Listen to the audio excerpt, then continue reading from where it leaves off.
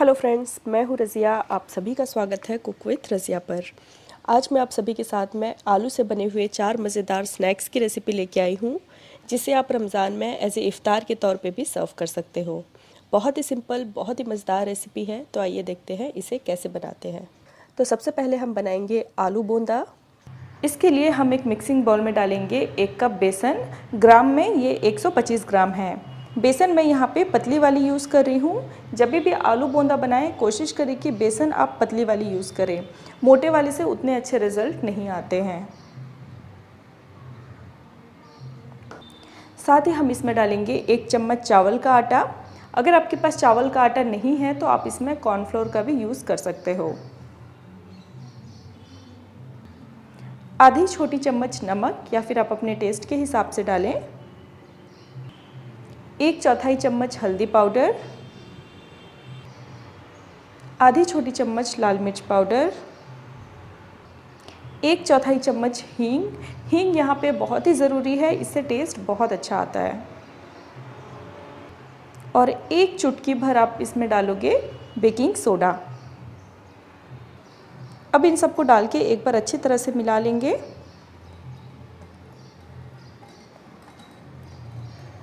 अब सभी चीज़ें आपस में अच्छी तरह से मिक्स हो चुकी हैं।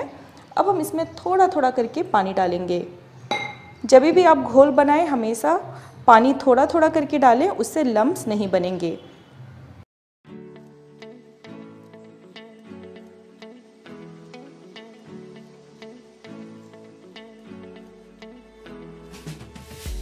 अब आप देखिए, अब हमने थोड़ा थोड़ा करके पानी इसमें डाला है और इसे अच्छी तरह से मिक्स करते हुआ एकदम इस तरह का घोल बना के तैयार किया है। ये बैटर की कंसिस्टेंसी आप देख सकते हो, बहुत ज़्यादा पतली नहीं है और ना ही ये बहुत ज़्यादा गाढ़ी है। कि आप देखिए इसकी कंसिस्टेंसी बिल्कुल ऐसे ही होनी चाहिए। तो ये सभी चीज़ें मिक्स हो गई हैं। अब हम इसे 1 मिनट तक फेंट लेंगे ताकि बैटर थोड़ा सा हल्का हो जाए।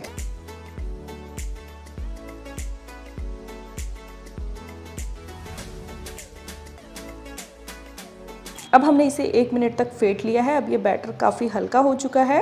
अब हम इसे साइड पे रख लेंगे। अब हम आलू चॉप के लिए स्टफिंग तैयार करेंगे। इसके लिए हम एक नॉनस्टिक पैन में 2 चम्मच के करीब तेल डाल लेंगे और इस तेल को थोड़ी देर के लिए गर्म कर लेंगे। अब ये हमारी तेल अच्छी तरह से गर्म हो चुकी है। अब मैं इसमें डालूंगी आधी चाय का चम्मच सरसों यानी कि राई, आधी छोटी चम्मच साबुत ज़ीरा, आधी छोटी चम्मच सौंफ, 1 चुटकी हींग, 5 से 6 करी पत्ता। जस्ट हल्का सा 10 से 20 सेकेंड के लिए हम इसे तेल में सौते करेंगे।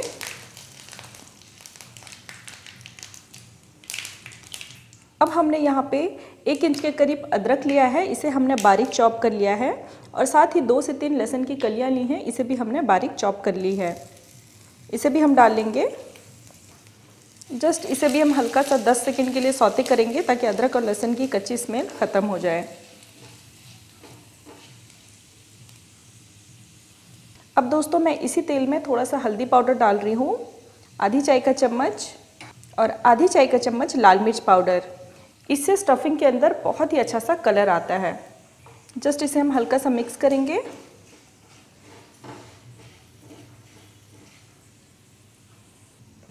अब मैं यहाँ पे 3 मीडियम साइज़ के आलू ली हूँ, इसे हम इस तरह से फोड़ के डाल लेंगे। मैश नहीं करना है, जस्ट हल्का सा इस तरह से फोड़ के डाल लें। और साथ ही मेरे पास आलू का थोड़ा सा स्टफिंग बचा हुआ था, मैं इसे भी डाल ले रही हूँ। अगर आप क्वांटिटी थोड़ा सा बढ़ाना चाहते हो तो आप यहाँ पे 4 आलू ले सकते हो। मैं यहाँ पे 3 आलू ली हूँ और बाकी का मेरे पास आलू का स्टफिंग थोड़ा सा बचा हुआ था, मैं वही डाल ली हूँ। अब हम इन सभी चीज़ों को मिक्स करेंगे और ये आप देखो आलू के जो बड़े बड़े चंक्स हैं इसे हमने इसी तरह से मसलते हुआ बिल्कुल धीमी आंच पे पकाना है।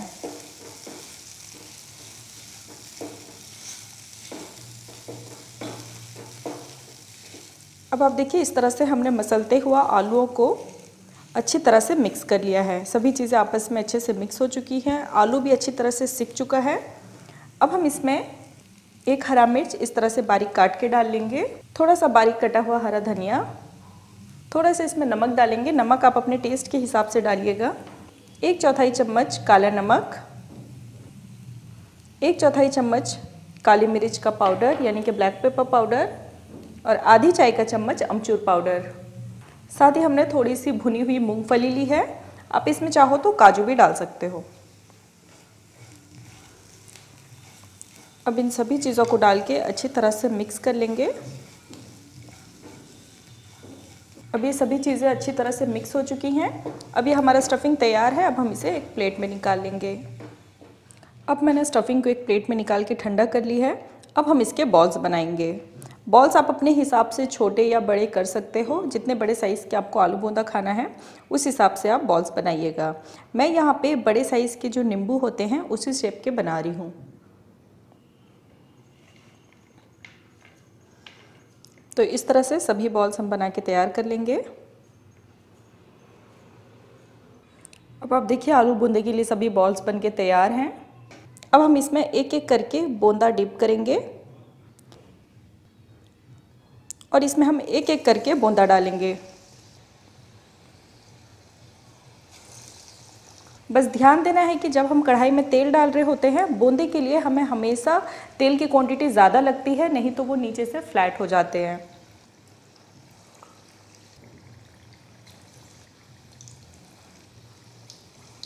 तेल में डाल लेने के बाद इसे कम से कम 10 से 20 सेकंड तक बिल्कुल भी टच नहीं करना है। 10 से 20 सेकंड के बाद अब हम इसके साइड पलटेंगे।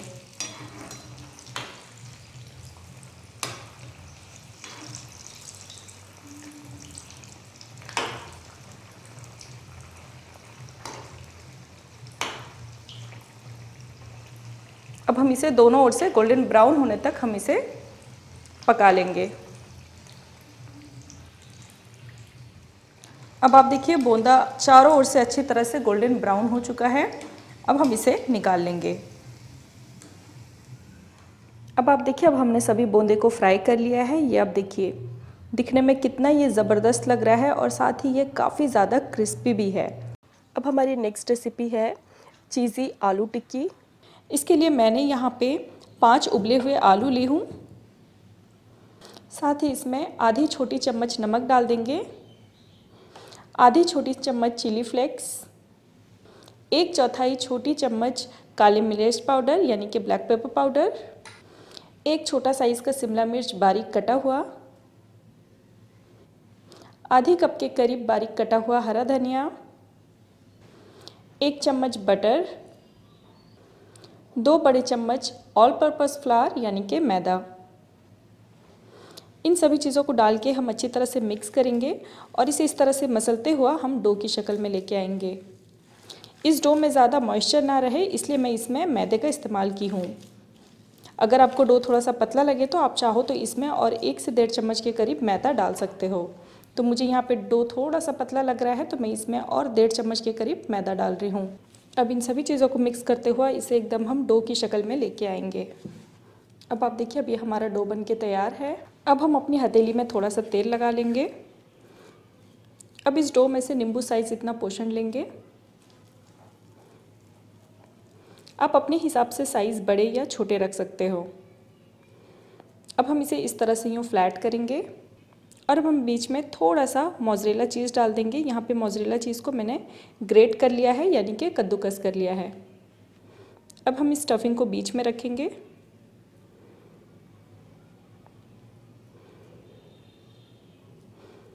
और अब हम इसे चारों तरफ से बंद कर देंगे। अब इसे फिर से हम बॉल का शेप देके और हल्का सा इस तरह से दबाते हुआ फ्लैट कर लेंगे। इसे इस तरह से यूँ टिक्की का शेप दे दें। आप चाहो तो इसे लंबे शेप में भी बना सकते हो या फिर चाहो तो छोटे छोटे बॉल्स के शेप भी दे सकते हो। साइज़ और शेप आप अपने हिसाब से तैयार कर सकते हो। अब हम इन टिक्कियों को साइड पे रखेंगे। इसी तरह से बचे हुए हम सभी टिक्की बना के तैयार कर लेंगे। अब आप देख सकते हैं इस तरह से हमने सभी के अंदर चीज़ डाल के स्टफ़ कर लिया है। अब मैं यहाँ पे एक थलिए में ब्रेड क्रम्स ले रही हूँ। सिंपली मैंने ब्रेड को ग्राइंड करके बिल्कुल बारीक इस तरह से पाउडर करके तैयार कर लिया है। अब हम इन टिक्कियों को इस तरह से इस ब्रेड के क्रम्स में अच्छी तरह से दबाते हुआ कोट कर लेंगे।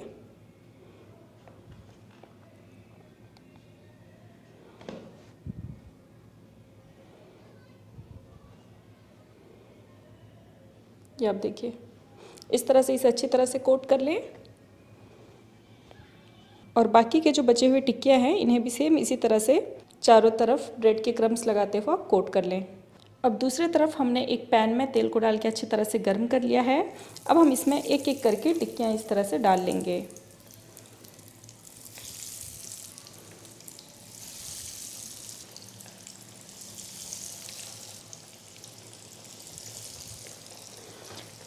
अब हम इन्हें बीच बीच में पलटते हुए दोनों ओर से गोल्डन ब्राउन होने तक फ्राई कर लेंगे। अब ये हमारी टिक्कियाँ वन साइड से अच्छी तरह से सिक चुकी है। अब हम इसके साइड पलट लेंगे।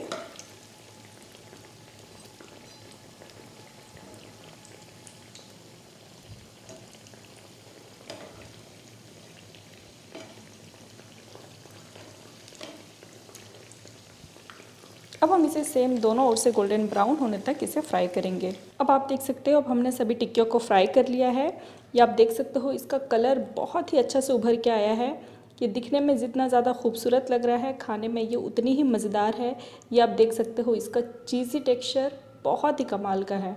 अब हमारी नेक्स्ट रेसिपी है काजू स्पाइस्ड पोटैटो। इसके लिए मैंने यहाँ पे 8 छोटे साइज़ के आलू ली हूँ। इसके मैंने बॉईल कर लिए हैं। इसे हमने पूरी तरह से बॉईल नहीं करना है, इसे 90% बॉईल करना है। 90% मैं इसे किस तरह से बॉईल की हूँ, सिंपली प्रेशर कुकर में इन आलूओं को धो के डाली हूँ और इसे तेज़ फ्लेम में एक सीटी लगाने के बाद फ्लेम को बंद कर दी हूँ जब तक कि पूरी तरह से ये रूम टेम्परेचर पे ना आ जाए। उसके बाद अगर आप इसे खोल के चेक करोगे तो ये आपके जो आलू हैं लगभग 90% तक पक जाते हैं। आप चाहो तो काजू स्पाइस्ड पोटैटो को छिलके के साथ भी बना सकते हो, बिना छिलके के भी बना सकते हो। तो मैं इसे फ़िलहाल छिलके के साथ में बना रही हूँ। तो अब हम इन बॉईल किए हुए आलू को क्या करना है, अपने हाथ से इस तरह से दबाते हुआ फ्लैट कर लेना है। ये अब देखिए, बस लें अपने हाथ से हल्का सा इस तरह से फ्लैट कर लें। बहुत ज़्यादा भी दबा के आपको एकदम पिचकाना नहीं है, जस्ट हल्का सा दबा के ऐसे फ्लैट कर लें इसको। ये अब देखिए, इस तरह से सभी आलूओं को हमने इस तरह से पिचका लिया है। अब हम एक घोल तैयार करेंगे। इसके लिए हम लेंगे 2 बड़ा चम्मच कॉर्नफ्लावर, 1 बड़ा चम्मच मैदा और इसमें थोड़ा सा पानी डालेंगे। साथ ही इसमें थोड़ा सा चुटकी भर नमक डाल लें टेस्ट के हिसाब से। अब इन सबको मिक्स करते हुए इसका हम एक थिक सा बैटर बना के तैयार कर लेंगे। अब आप देखिए, अब मैं इसे अच्छी तरह से मिक्स कर ली हूँ। ये आप देख सकते हो इसकी थिकनेस चम्मच पे किस तरह से ये कोटिंग जैसा लग रहा है। तो बहुत ज़्यादा भी आपको थिक नहीं करना है, बिल्कुल वो पकोड़े जैसे लगेंगे। इस तरह का एकदम फ्री फ्लोइंग कंसिस्टेंसी वाला हमको बैटर चाहिए। अब हम इसमें एक एक करके इस तरह से आलू को डिप करेंगे। ये आप देखिए। अब दूसरे साइड हम एक पैन में तेल को डाल के अच्छी तरह से गर्म कर लेंगे और इसे हम लो टू मीडियम फ्लेम में क्रिस्पी होने तक फ्राई करेंगे।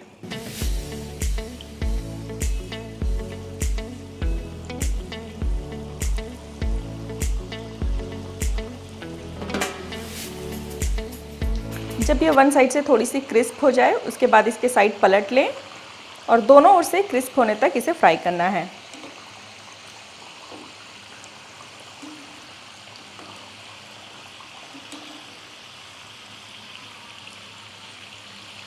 इसे हमको बहुत ज़्यादा नहीं पकाना है क्योंकि आलू ऑलरेडी उबले हुए हैं।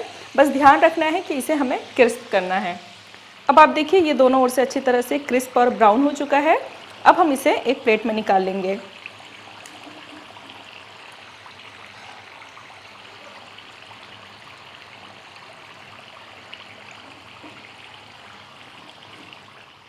अब हम एक मिक्सिंग बाउल लेंगे। इसमें हम डालेंगे हाफ कप के करीब मेयोनीज,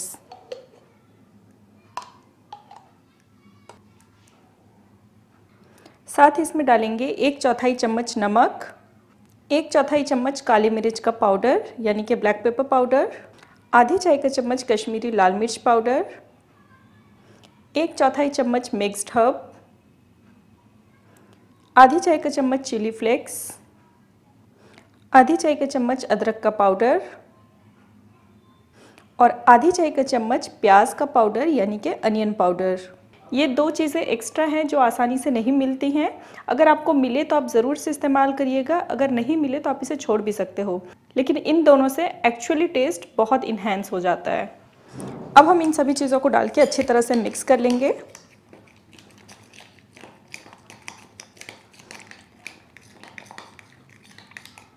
अब आप देखिए ये बिल्कुल थिक सा पेस्ट हो चुका है। अब इसकी कंसिस्टेंसी को थोड़ा सा हमें पतला करना है, तो इसके लिए हम इसमें थोड़ा सा दूध डालेंगे। इसमें दूध तकरीबन मैंने 1/4 कप के करीब डाला है। अब हम इसे अच्छी तरह से मिक्स कर लेंगे।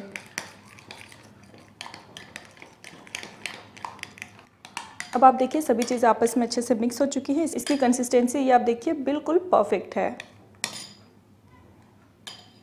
अब हमने एक सर्विंग प्लेट में फ्राई किए हुए आलू को इस तरह से अरेंज कर लिया है। अब हम तैयार किए हुए मेन्यूज़ को इसके ऊपर डालेंगे।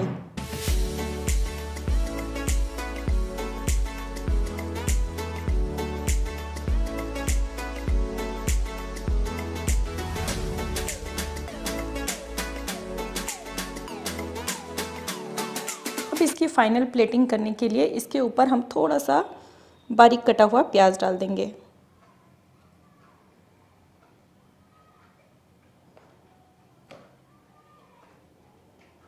और साथ ही इसमें थोड़ा सा बारीक कटा हुआ हरा धनिया,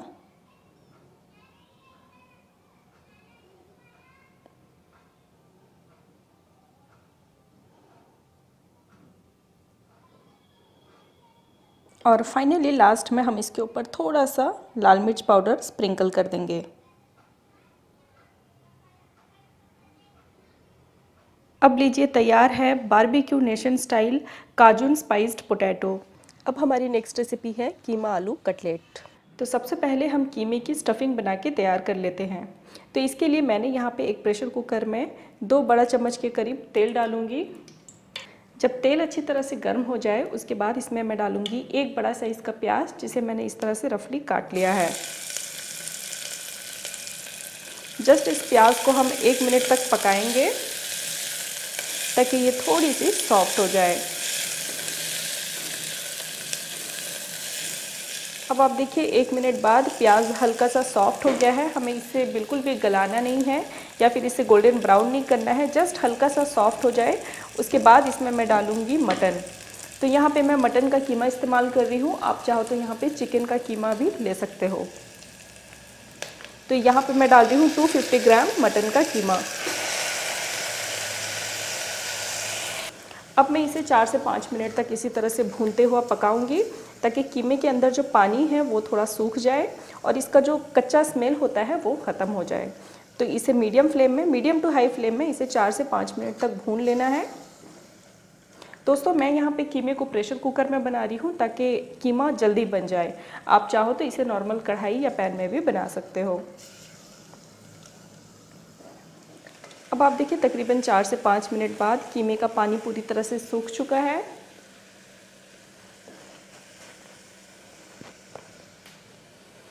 अब मैं इसके अंदर कुछ मसाले डालूंगी। इसमें सबसे पहले हम डालेंगे 2 बड़ा चम्मच अदरक और लहसुन का पेस्ट, आधी छोटी चम्मच नमक या फिर नमक आप अपने टेस्ट के हिसाब से डालें, 1 चम्मच धनिया पाउडर, 1 चम्मच ज़ीरा पाउडर, 1 हरा मिर्च बारीक कटा हुआ, 1 चम्मच चिली फ्लेक्स। अगर आपको तीखा खाना ज़्यादा पसंद है तो आप यहाँ पे दोनों चीज़ें डालें। अगर आपको तीखा कम खाना पसंद है या फिर बच्चों के लिए बना रहे हैं तो यहाँ पे आप मिर्च थोड़ा सा कम भी कर सकते हो या फिर मिर्चों को यहाँ पे आप छोड़ भी सकते हो। अब हम इन सभी चीज़ों को डाल के इसे हम अच्छी तरह से मिक्स करेंगे और फिर से हम 2 से 3 मिनट तक भून लेंगे ताकि मसालों का जो कच्चा स्मेल है वो ख़त्म हो जाए।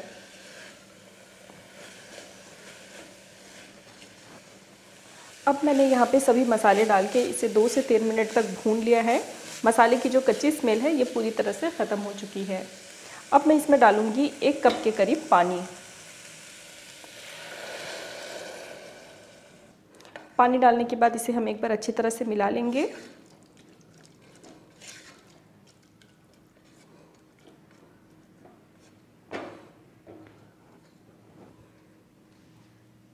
अब मैं इसे प्रेशर कुकर से ढक के इसमें 2 सीटी लगा लूँगी। अब हमने इस प्रेशर कुकर पे 2 सीटी लगा के छोड़ दिया है। प्रेशर कुकर का पूरा प्रेशर रिलीज़ हो चुका है। अब हम प्रेशर कुकर के ढक्कन खोलेंगे। अब आप देख सकते हो अब इसके अंदर जो पानी है ये पूरी तरह से सूख चुका है। अगर आपके कीमे में थोड़ी बहुत पानी रह जाए तो आप यहाँ पे थोड़ी देर इसे गैस चला के पानी को सुखा सकते हो। तो यहाँ पे ऑलरेडी पानी पूरी तरह से सूख गया है, तो इसे और हमें सुखाने की ज़रूरत नहीं है। अब मैं इसमें थोड़े से बारीक कटे हुए हरे धनिया के पत्ते डालूँगी, थोड़े से बारीक कटे हुए पुदीने के पत्ते, और इसमें हल्का सा टैंगी फ्लेवर के लिए आधी नींबू का रस निचोड़ दूँगी।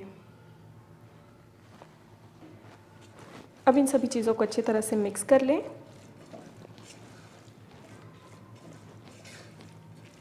अब ये हमारा कीमा परफेक्टली तैयार है। अब हम इसे एक बाउल में निकाल के ठंडा कर लेंगे। अब दूसरी तरफ हम एक मिक्सिंग बाउल में डालेंगे 5 मीडियम साइज़ के उबले हुए आलू। साथ ही हम इसमें डालेंगे आधी छोटी चम्मच नमक, या फिर आप अपने टेस्ट के हिसाब से नमक डालें। एक हरा मिर्च कटा हुआ, आधी छोटी चम्मच कुटी हुई लाल मिर्च यानी कि चिली फ्लेक्स। तीखा अपने हिसाब से आप ज़्यादा या कम कर सकते हो। 1/4 छोटी चम्मच काली मिर्च पाउडर यानी कि ब्लैक पेपर पाउडर, थोड़ा सा बारीक कटा हुआ हरा धनिया, थोड़े से बारीक कटे हुए पुदीने के पत्ते, और इसमें डालूंगी 2 चम्मच कॉर्नफ्लावर। कॉर्नफ्लावर बहुत सारे लोगों को समझ में नहीं आता है। कॉर्नफ्लावर जो होता है मक्के का मैदा होता है। जिस तरह से गेहूं का मैदा होता है उसी तरह से मक्के से बने हुए मैदे को हम कॉर्नफ्लावर बोलते हैं। ये आपको किसी भी राशन दुकान में आसानी से मिल जाएगा। अगर आपको एनी रीज़न आपके पास कॉर्नफ्लावर नहीं है या फिर आपको नहीं मिल रहा है तो आप यहाँ पे कॉर्नफ्लावर की जगह पे मैदे का भी इस्तेमाल कर सकते हो। और साथ ही इस टिक्की को मैं थोड़ा सा क्रिस्पी करने के लिए इसमें 2 चम्मच मैं चावल का आटा डाल रही हूँ। चावल का आटा भी आपको कोई भी राशन दुकान में आसानी से मिल जाएगा। एनी रीज़न अगर आपको नहीं मिलता है तो आप इसे छोड़ भी सकते हो, लेकिन चावल का आटा डालने से इसमें बहुत ही अच्छा सा क्रिस्पीपन आता है। अब हमने सभी चीज़ों को डाल लिया है। अब हम इसे अपने हाथ से इस तरह से मसलते हुआ इसे मिक्स कर लेंगे और इसे बिल्कुल हम एक डो की शक्ल में ले आएंगे।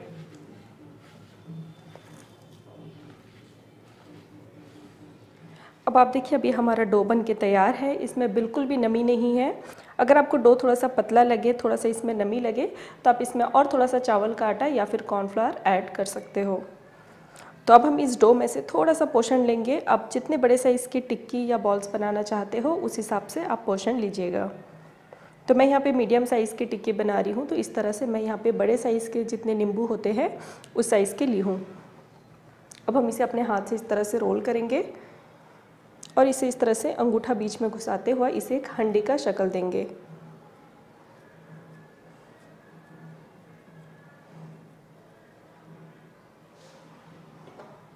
अब दूसरी तरफ हमारा कीमा भी ठंडा हो चुका है। अब मैं इसके अंदर डालूंगी कीमा। कीमा बहुत ज़्यादा आपको ठूस ठूस के भरना नहीं है और बहुत कम भी नहीं करना है। ये आप देख सकते हो, अंदाज़ आपको समझ में आ गया होगा कि इसके अंदर कितना कीमा हमको डालना है। अगर बहुत ज़्यादा भी अगर आप इसमें कीमा डाल दोगे तो फिर ये ऊपर से फटने लगेगा।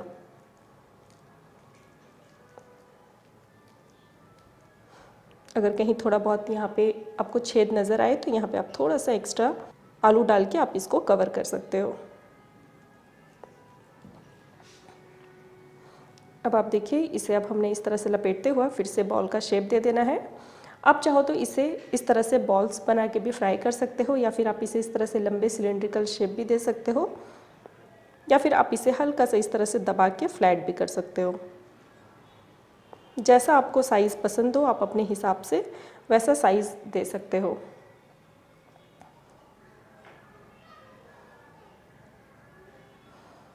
अब आप देखिए अभी हमारी टिक्की बन के तैयार है। इसी तरह से हम सभी टिक्कियों को बना के तैयार कर लेंगे। अब आप देखिए अब हमने इस तरह से सभी टिक्कियों को बना के तैयार कर लिया है। अब दूसरी तरफ हमने एक पैन में तेल को डाल के अच्छी तरह से गर्म कर लिया है। इस तरह से एक टूथपिक डाल के चेक करेंगे। ये आप देखिए इस तरह से बबल्स नज़र आ रहा है, मतलब कि तेल हमारा गर्म हो चुका है। अब हम इसमें एक एक करके कटलेट डालेंगे।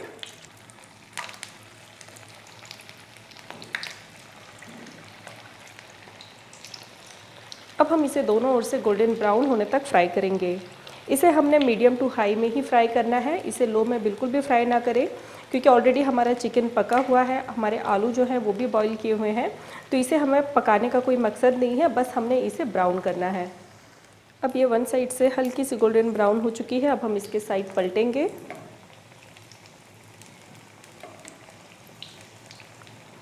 अब इसे सेम दोनों ओर से गोल्डन ब्राउन होने तक हम इसे फ्राई करेंगे। अब आप देख सकते हो अब ये हमारे कटलेट दोनों ओर से अच्छी तरह से गोल्डन ब्राउन हो चुके हैं। अब हम इन्हें एक एक करके एक सर्विंग प्लेट में निकाल लेंगे। अब आप देख सकते हो अब मैंने सभी कटलेट को फ्राई कर ली हूँ। ये आप देख सकते हो इसका लुक, ये ऊपर से काफ़ी ज़्यादा क्रिस्पी रहता है और अंदर से तो इसके अंदर कीमा है जिसका टेस्ट ही लाजवाब होता है। एक पीस मैं यहाँ पे आपको तोड़ के दिखाना चाहूँगी। ये आप देखिए इसका लुक बहुत ही गज़ब का है और बहुत ही मज़े का दोस्तों बना है। ज़रूर से दोस्तों आप मेरी इस रेसिपी को ट्राई करें और वीडियो पसंद आए तो ज़रूर से लाइक करें। और अगर मेरी इस वीडियो को पहली बार देख रहे हैं तो मेरे चैनल को सब्सक्राइब कर लें और बगल में दिए हुए बेल आइकन को ज़रूर से प्रेस कर लें ताकि मेरी नई नई वीडियोज़ की नोटिफिकेशन आप सबको मिलती रहे। फिर मिलते हैं एक नए वीडियो के साथ, तब तक के लिए बाय बाय, टेक केयर।